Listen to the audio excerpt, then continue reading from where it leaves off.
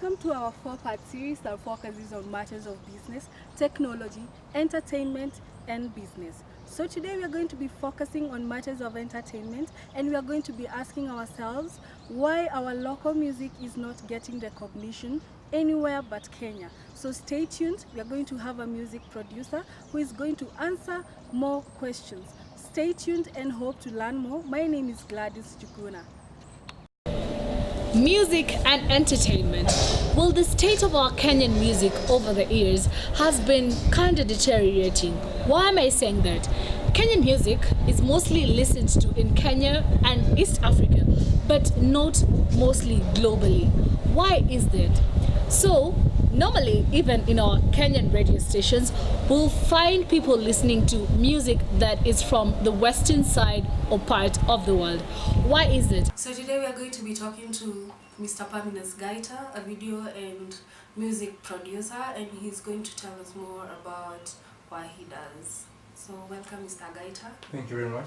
So you can start by telling us what you do. So I'm a music producer and also a video producer.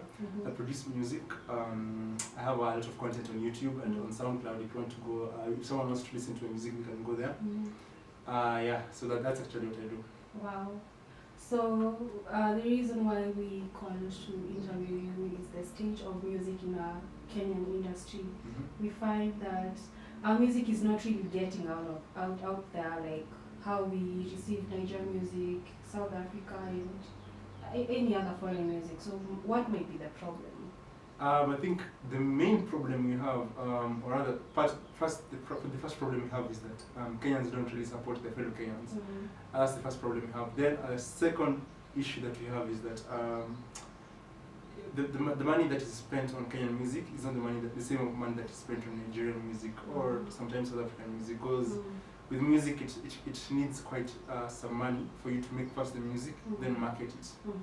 Yeah, but I think the first step of all this, because for the artists to get the money to go further, is that Kenyans should start supporting their own, and even radio, Kenyans should get more radio play in their home country.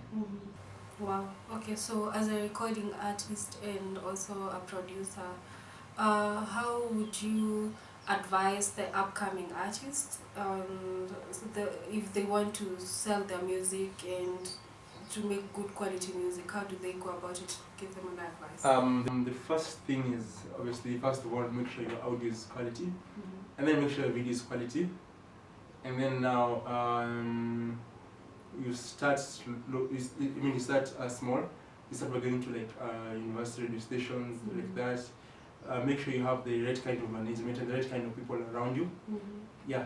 Plus, sometimes, I think if you have the right team around you, you'll go further.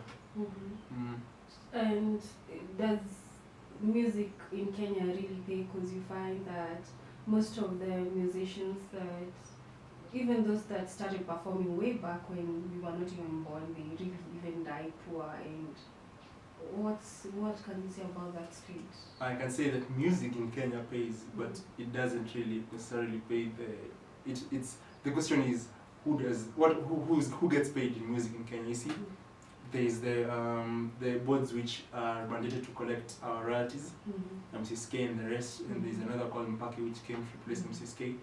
They get a lot of money, but the money that trickles down to the artist is really small. So you find that the people who are getting paid is not really the artists. You see, so in the music industry, like unless you're an A-list artist, the people who are getting paid nowadays it's mostly the producers, and you see obviously those other guys who are not like the bodies which are mandated to collect our royalties. Those are the ones who get the money, but the money never gets to the artists because the art of being an artist, because the fact that Kenyans don't appreciate the artist much, sometimes promoters take advantage of that and they pay artists peanuts when they go to perform. So producers get paid well, but artists, unless you're an A-list artist, not so much. Back to the issue of music royalties, it's an issue that has to do with contracts, especially now that there are ringback tones, and you have to sign a contract, there might be a person maybe, not so well educated to be able to go through the contract and read to understand. And there is a scenario whereby a musician signed a contract where he was only supposed to get 1 million shillings from his song, and it made 24 million. So the 23 million shillings went to the company. So how do you, as a music producer, would you go through such a contract with your musicians who are starting off, or those who don't know much about the royalties and all? What I believe first thing, you see, what that person was being done, he was being taken advantage of because he didn't know better. You're asking me if I can do the same for an artist? No, if you can really help the artist going through such, getting to know what's written in the contract, what they're needed to do, because such things happen because of illiteracy, not getting to know what's needed. Yeah, obviously I would really like to help artists, because you see, for us going in the industry, these bodies collecting the royalties, they're not really in the industry like us. For us, if an artist succeeds, you succeed more. If you all succeed, you all succeed. If money flows in between you people, I think you'll all succeed better. So yes, obviously, I would like to see my fellow counterparts succeeding. So that I will definitely do that. I will help them go through the contract and read and understand the contract and understand what the contract says, and when this happens, this will happen. Everything, and make them understand what the contract says. Thank you for enlightening us about that. And when we are parting away, and would you tell the listeners and our viewers what you're really cooking at the moment? What they should anticipate? So right now I'm making a few videos for my songs, and then I'll release them later this year. So they can follow me at Paminas Gaita on SoundCloud, Instagram, Twitter, Facebook, which other one? Snapchat, Tinder. I'm joking, not Tinder. But they can follow me on those social media platforms, and they can find out what I'm releasing every other time. And then they can also go to my YouTube channel and see some of my works that are there. So another thing, how long have you been working as a music producer? Ever since 2013. I would say ever since 2013, yeah. Wow. So thank you so much for welcoming us to your studio. Welcome. Yeah, and we are grateful. Thank you.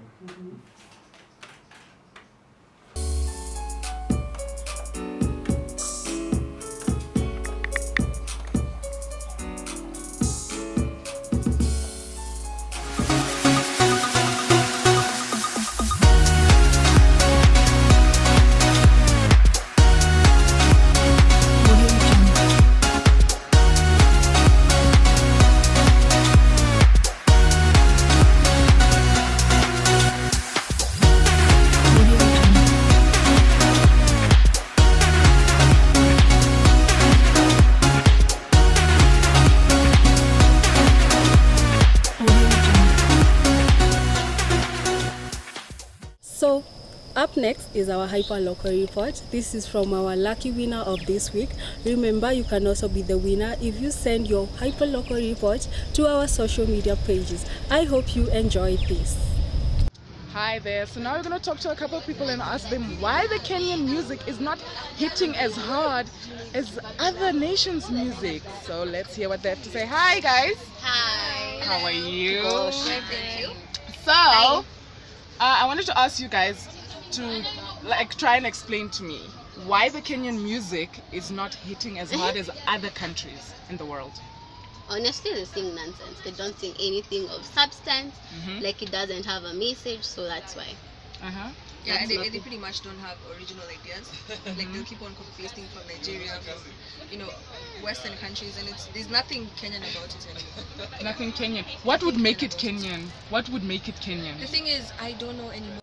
Okay, I think for me the Kenyan music is not doing well abroad as such. The reason being that what we consume is what is from abroad, like let's say Nigerian music, South African, American, so we're not in a position to sell what is ours.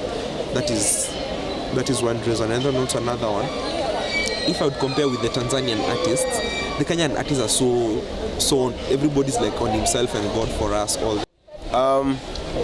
First of all, we're doing so pathetical in terms of Kenyan music, because in the first place it's not even appreciated in Kenya alone, leave alone other countries, in other parts of the world.